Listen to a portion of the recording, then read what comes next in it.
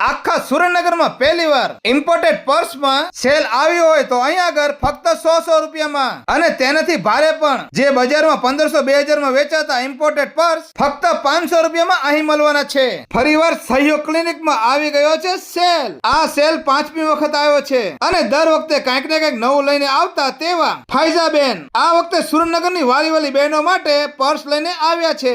Stock ઘણો બધો છે પણ હશે ત્યાં સુધી મળશે વહેલા તે પહેલાના ધોરણે. અને સાથે સાથે તેમની પાસે બ્લેન્કેટ તો જોવા મળવાના જ છે. 70 રૂપિયાથી સ્ટાર્ટ થતા અને 4200 રૂપિયા સુધી મળતા તેવા બ્લેન્કેટ ફાયઝાબેન રાખે જ છે.